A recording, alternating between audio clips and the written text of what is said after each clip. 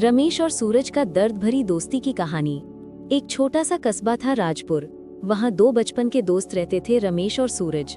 दोनों का साथ बचपन से था, जैसे शरीर और साया। स्कूल, खेल, मेला, हर जगह दोनों साथ। रमेश सीधा साधा, मेहनती और जिम्मेदार था। सूरज हंसमुख पर थोड़ा लापरवाह और जल्दी भावनाओं में बह जाने वाला। दोनों की दोस्ती पूरे कस्बे में मिसाल थी। एक रोज कस्बे में एक बड़ा सा मेला लगा। रात दिन का चहल पहल, खाने पीने, झूले, सब कुछ। पर मेले का एक कोना ऐसा भी था जहाँ अजीब सी आवाजें गूंजती थी, ताश की, खेलों की, दांव की, हार जीत की। और उसी जगह जाने से रमेश हमेशा बचने को कहता था। लेकिन सूरज की किस्मत पता नहीं क्यों उसी कोने की तरफ खिंचती चली गई। पहले पहले उसने सोचा थोड़ा खेल लेने में क्या जाता है। उस दिन उसने 200 रुपए लगाए और 500 जीत लिए। चेहरे पर मुस्कान आ गई। यही मुस्कान उसकी जिंदगी का सबसे बड़ा धोखा बन गई। धीरे धीरे वो जुए और ताश के नशे में पड़ गया। रात को घर से निकल जाना, सुबह थका हुआ वापस आना। माँ बार बार समझाती, सूरज बेटा ये रास्ता मत चुन, लेकिन वो हंसकर टाल देता। रमेश को जब पता चला, उसका दिल बैठ गया। वो तुरंत सूरज के पास गया। सूरज, क्या कर रहा है तू? ये नशा, ये दांव सब बर्बाद कर देगा।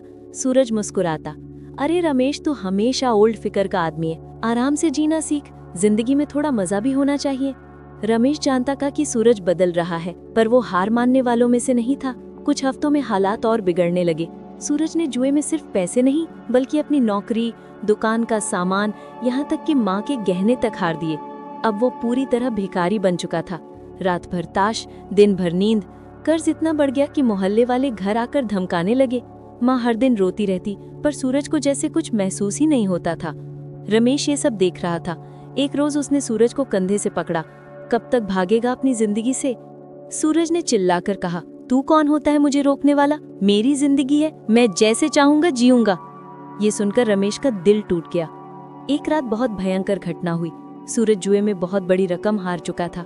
हार की आग में जलकर वो शराब पीकर सड़क पर निकल गया। तेज बारिश, अंधेरी रात, सूरज लड़खड़ाता हुआ चिल्ला रहा था, सब मेरे दुश्मन हैं, कोई मेरा नहीं। तभी एक बाइक तेज रफ्तार से आई और सूरज को जोर से टक्कर लगी। वो सड़क पर गिर पड़ा, बेहोश, लहूलुहान। लोगों ने तुरंत रमेश को खबर दी।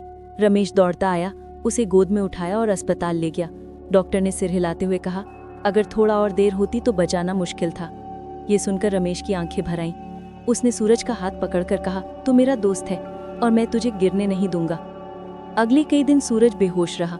रमेश रोज उसकी देखभाल करता, खाना खिलाता, दवाई लाता, डॉक्टर से बात करता, माँ को संभालता। धीरे धीरे सूरज को होश आने लगा। पहली बार उसने देखा कि उसकी हालत कितनी बुरी थी। माँ की आंखों के नीचे काली लकीरें, चेहरे पर दर्द, और रमेश वहीं एक कोने में बैठा थका हारा मुस्कुरा रहा था। सूरज की आंखें भर आईं। रमेश, मैं बहुत गिर गया था ना? रमेश ने उसका हाथ पकड़कर कहा, गिर तो गया था, पर उठ सकता है, और मैं तुझे उठाने आया हूँ। सूरज रो पड़ा। वो समझ चुका था कि उसकी असली दुनिया यही दो लोग हैं, उसकी माँ और रमेश। अस्पताल से निकलने के बाद रमेश ने सबसे पहले उसे एक नशा मुक्ति केंद्र में भर्ती कराया। सूरज पहले डर गया, क्या मैं यहाँ रह पाऊंगा? रमेश ने कहा, जब तक तू चाहेगा मैं हर दिन आकर मिलूंगा। सूरज ने हिम्मत जुटाई। धीरे धीरे उसने अपने मन की बातें लिखना शुरू किया, योगा करने लगा, काउंसलिंग ली। हर दिन थोड़ी थोड़ी रोशनी उसकी जिंदगी में आने लगी। कुछ महीनों में वो काफी बदल चुका था। आंखों में पहले जैसी चमक, चेहरे पर मासूम मुस्कान। केंद्र से वापस आने पर रमेश ने उसे अपनी दुकान में काम पर रख लिया। दोनों फिर साथ साथ बैठते, खाते, काम करते। सूरज मेहनत से सारा काम करता, हर ग्राहक से मुस्कुराकर बात करता। एक दिन रमेश ने उससे कहा, अब तू पहले जैसा हो गया है, बल्कि उससे भी बेहतर। सूरज ने शर्माते हुए कहा, नहीं रमेश, मुझे तो फिर से जीना तूने सिखाया है। धीरे धीरे लोगों ने सूरज में आए बदलाव को देखा। जो लोग पहले उसे ताना देते थे, वही अब उसकी ईमानदारी की तारीफ करते थे। उसने गांव में एक छोटा सा स्टेज कार्यक्रम भी करवाया, विकार से विक्रम तक। इसमें उसने अपनी कहानी सुनाई और लोगों को नशे और गलत रास्तों से दूर रहने की सीख दी। लोगों की आंखें नम हो गई। एक शाम दोनों दुकान बंद कर रहे थे। सूरज बोला, रमेश, अगर उस रात तू नहीं होता तो मैं आज जिंदा भी नहीं होता। रमेश ने हंसकर कहा, दोस्ती का मतलब यही होता है, जब एक गिरता है दूसरा उसे उठाता है। दोनों ने आकाश की तरफ देखा। सितारे चमक रहे थे, मानो कह रहे हों कि हर अंधेरी रात के बाद सुबह होती ही है। कहानी का संदेश, गलत आदतें छोटी शुरू होती हैं, लेकिन बर्बादी बहुत बड़ी लेकर आती है।